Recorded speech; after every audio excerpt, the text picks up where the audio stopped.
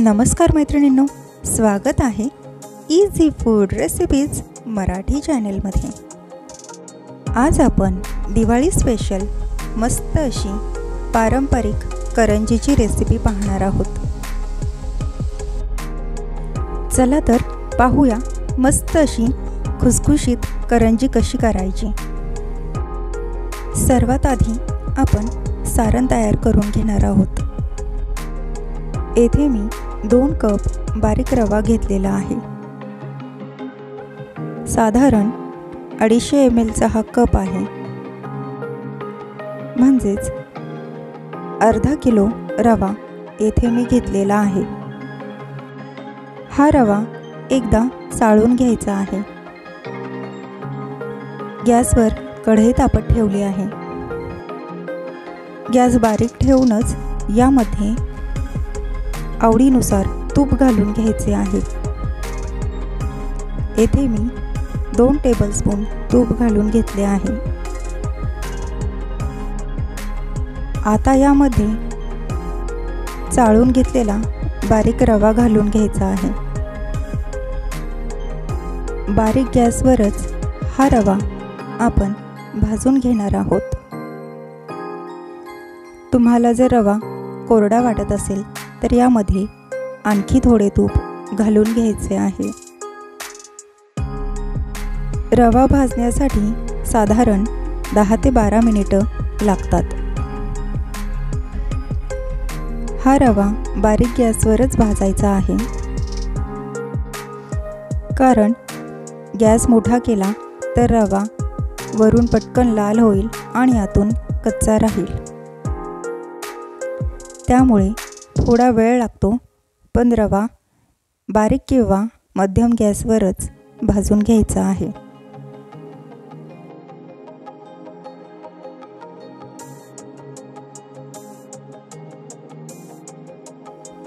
येथे आपल्याला रवा लाल होईपर्यंत भाजायचा नाही, फक्त रव्याचा कच्चापणा जाईल आणि भाजलेला सुगंध आला की गॅस बंद करून घ्यायचा आहे।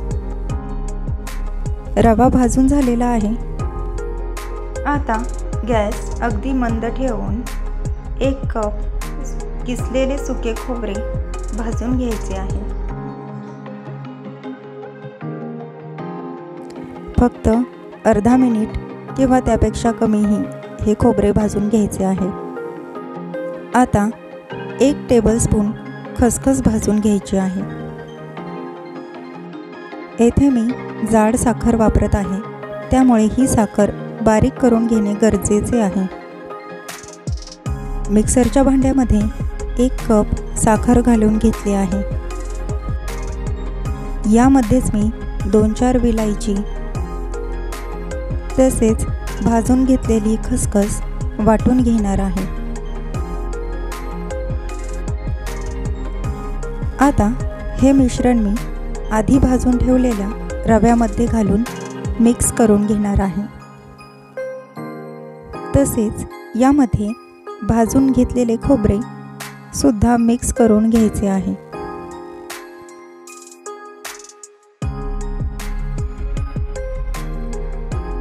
सगळं छान मिक्स करून झाले की आपले करंजीचे सारण तयार झालेले आहे।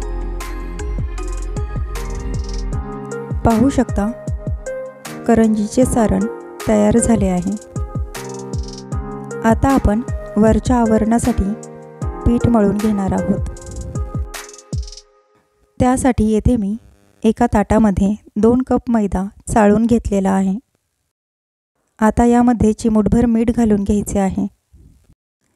पाव वाटी येथे तूप गरम करून घेतले आहे, ते मैद्यामध्ये घालून घ्यायचे आहे। चमच्याने तूप मैद्यामध्ये मिक्स करून घ्यायचे आहे।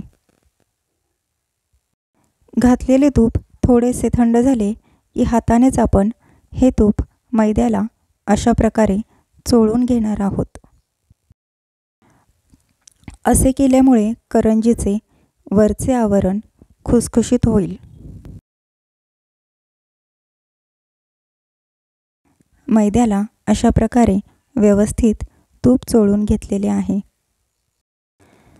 आता या मैद्यामध्ये पाव कपपेक्षासुद्धा थोडा कमी बारीक रवा घालून घ्यायचा आहे. येथे रवा नाही घातला तरीसुद्धा चालू शकते.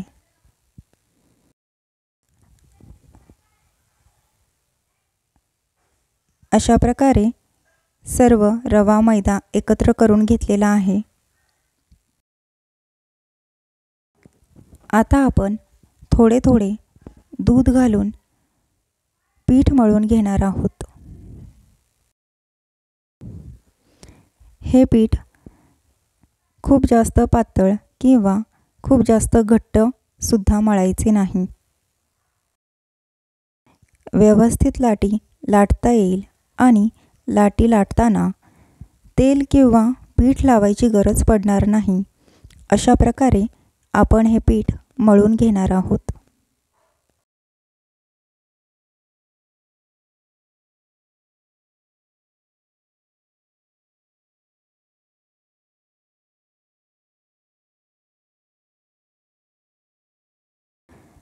आता आपले पीठ मळून झालेले आहे.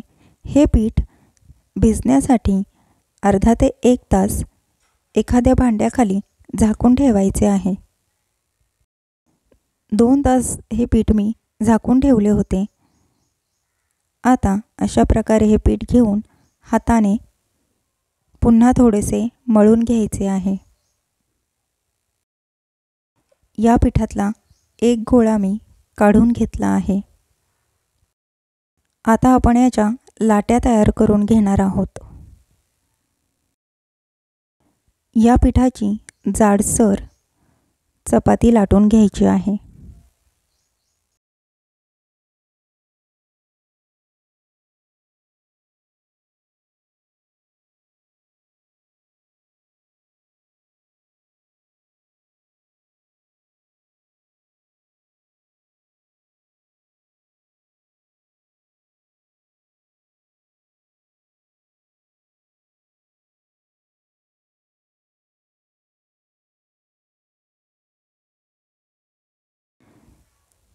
मस्त अशी मोठी चपाती लाटून झाली आहे. आता अशा प्रकारे हाताने रोल करून घ्यायचा आहे.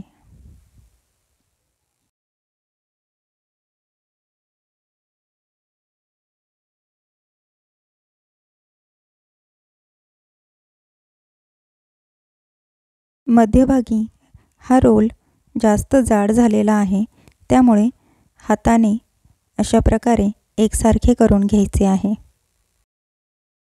सुरीने 1-1 इंचाचे काप कट करून घ्यायचे आहेत.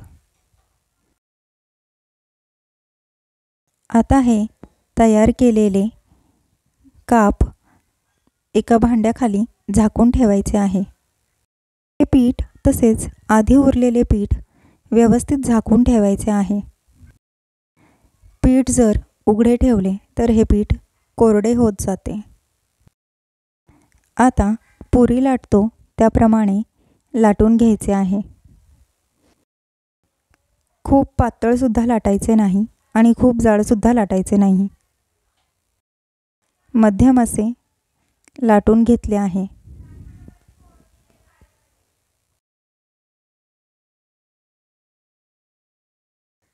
येथे मी हातानेच करंजी तयार करून घेणार आहे. आजकाल बाजारामध्ये खूप सारे साचे मिळतात, त्यामुळे करंजी तयार करण्यासाठी तुम्ही साच्याचा देखील वापर करू शकता. लाटून झालेले आहे. आता आपण यामध्ये सारण भरून घेणार आहोत. सारण हे खूप काळजीपूर्वक भरून घ्यायचे आहे, कारण सारण जर काठावर पसरले तर करंजी तेलामध्ये टाकली की फुटते. त्यामुळे खूप सावकाशपणे सारण भरून घ्यायचे आहे.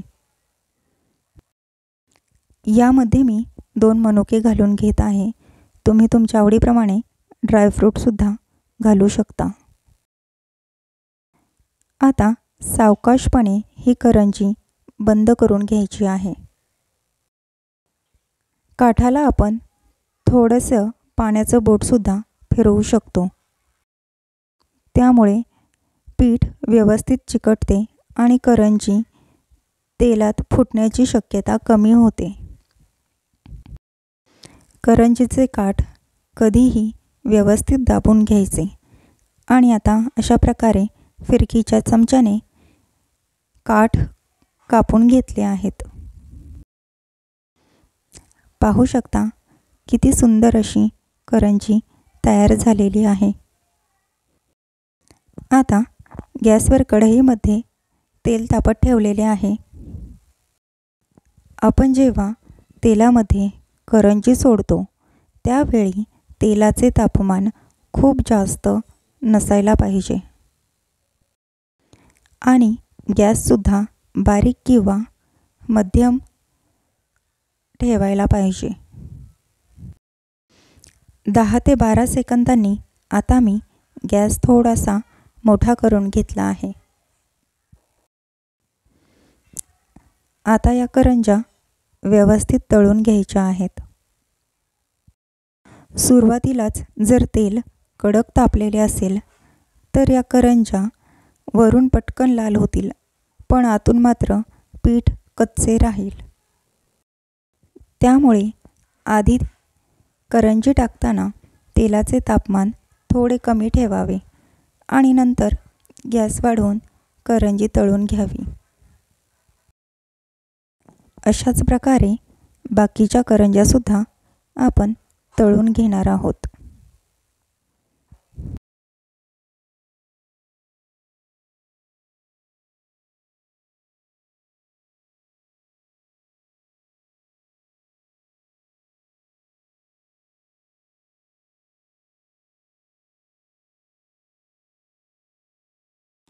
येथे मी करंज्या खूप जास्त तळणार नाही, कारण करंजी जेवढी जास्त तळेल तेवढे त्याचे वरचे आवरण कडक होत जाते.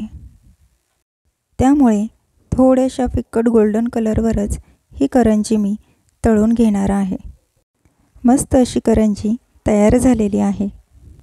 व्हिडिओला लाईक, शेअर आणि सबस्क्राईब करायला अजिबात विसरायचे नाही.